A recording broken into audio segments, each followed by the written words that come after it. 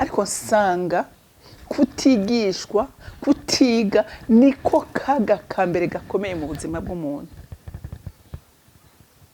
niko kaga gakomeye mu buzima bw'umuntu. Rero bantu b'Imana nukuri mugira umwete iyo mubonye ibintu bishobora kugufasha mu buzima, ntubirenze kwa mazi cyangwa umuntu yariko aragutumira mu bintu, reka kubyanga kubyumviriza, genda wumvirize niwumva atacukuye mu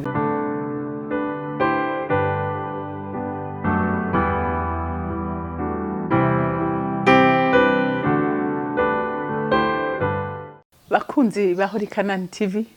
Ni umunezero ntangere gusubira guhura namwe ngo tuganire ijambo ry'Imana, ariko imbere ko dutangura kuganira reka tubanze twishire mu biganza by'Uhoraho.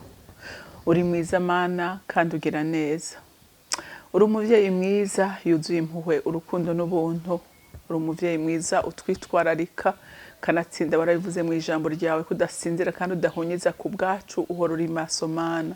Ndagushimira rero uburinzi bwawe nyaguhoraho, ndagushimira mukunzi mwiza ukuntu twitwararika muri gato na kanini, ndagushimira ukuntu batuvyuye amahoro, ndagushimira n'aka kanya keza uduhaye ko kuganira ijambo ry'Imana.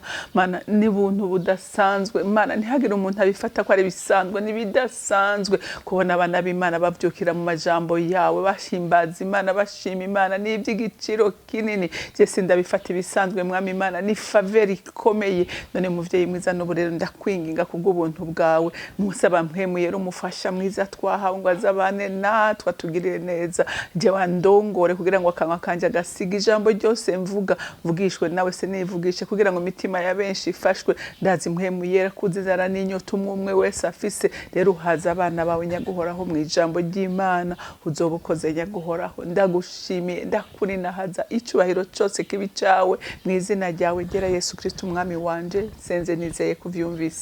Amen, amen.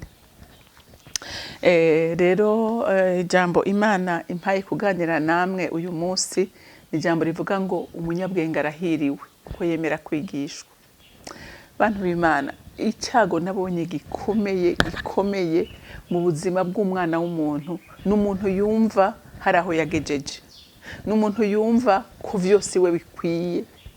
Ariko umunyabwenge arahiriwe kuko agira inyota imisi yose yo kwigishwa, agira inyota yo kuronka ubundi bumenyi. Haleluya! Uyo muntu arahiriwe kuko agenda ahinduka, agenda atera intambwe, ava mu bwiza aja mu bundi. Ni kenshi umuntu mubwira uti ingo muri izi nyigisho, ingo muri ibi, abantu ugasanga ntacyo bibabwira ngo je no bancigishwa iki. Bantu b'Imana, umuntu arinda asaza yiga, umunyabwenge asaza yiga, kuko Imana yagiye itanga isabagire. Yatanze isabagire, umwe hari ibyo yamuhaye, hari ibyazi, meme dans les sciences, nta umenya amasiyanse yose.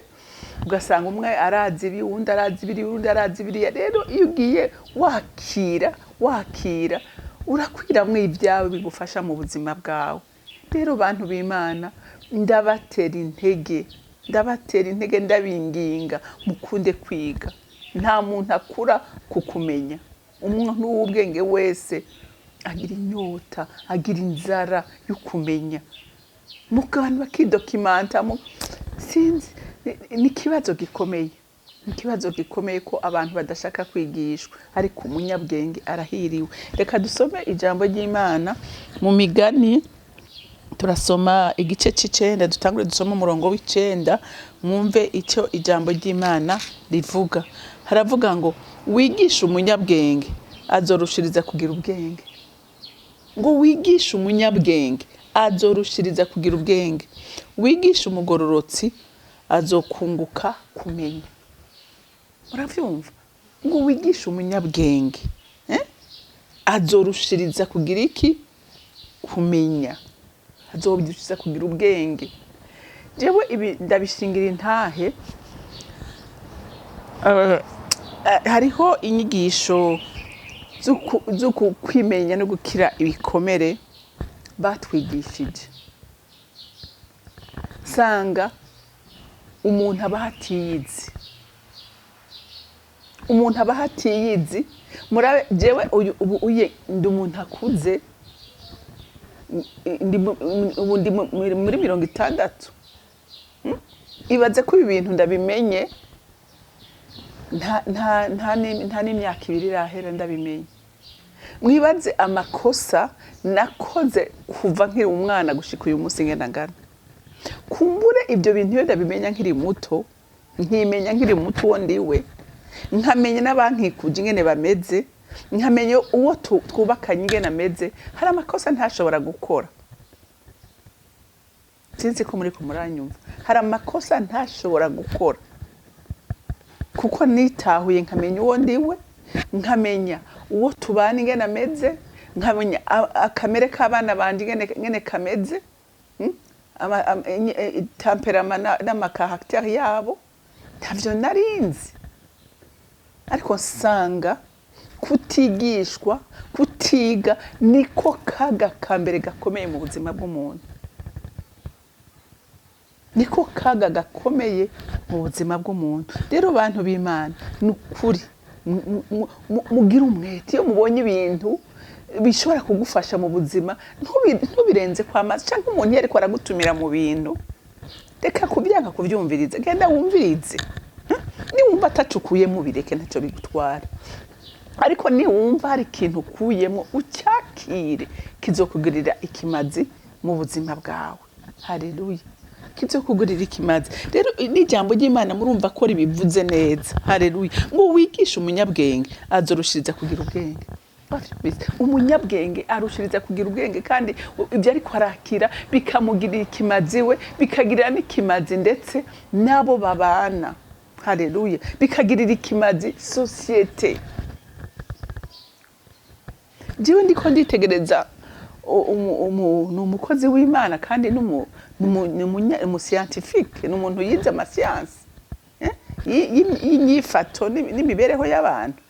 Iyo ariko arabyigisha ukabona imitima y'abantu ingene iriko irafashwa, ndumva nubatswe, ndumva nezerewe. Kubera iki? Kubera ubumenyi yakiriye nawe ariko abuha abandi, kandi abo bandi nabo bazobuha abandi. Iyo atemera kubyiga ngo hani ngo yomere no kubitanga, ntivyari kugira ikimazi. Ariko uyu munsi biriko biragirira ikimazi iki isi. Haleluya. Kuko ariko avyigisha benshi. Rero ntera intege abantu, mwige mukunde kwigishwa.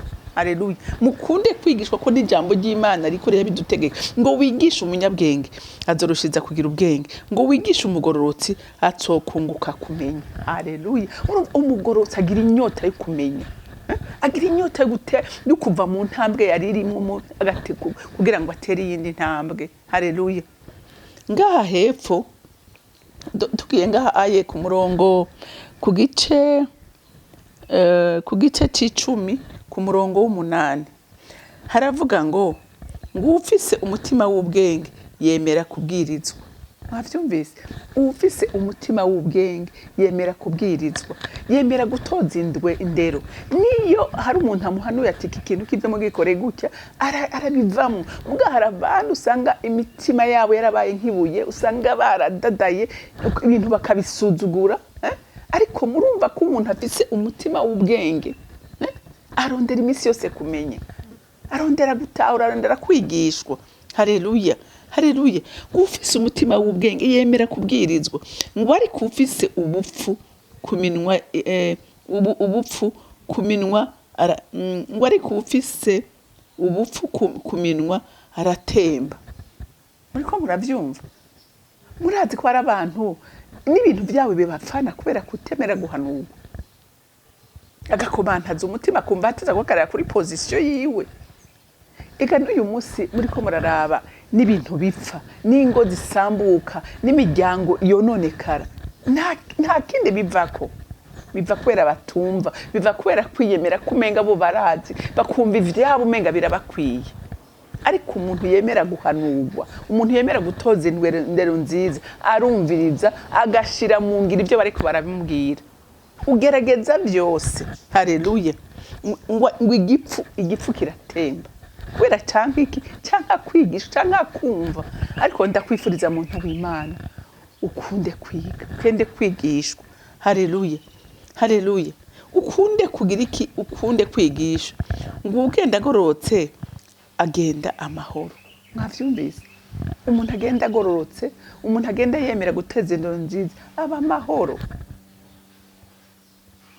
Mbega urazi ibintu ariko ndavuga byo kwimenya no gukira ibikomere, ni inyigisho nakunze gose, nifuriza ko n'umuntu wese yoyimenya, kubera hari igihe utuma urutoka umuntu, hari igihe utuma urutoka umuntu uganashavura ku byo ariko arakora, mugabo ugasanga uyu muntu ntacyo afise ari bukore kindi, niko ameze, niyo kamere yiwe ntushobora kumuhindura, niko Imana yamuremye.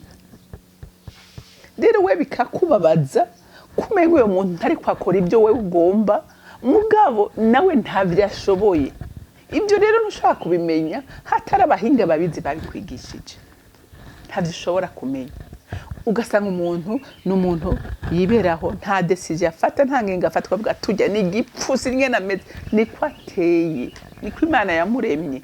Rero igihe wewe umuzi uzi ko ariko ameze, wiga kumwihanganira, ukega kumuzana buke buke kugira ngo mushike ku rugezo mushobora kumvikana. Mugabo igihe utabizi uca ushaka gukasa, ari naco gituma abantu benshi bananirwa mu buzima.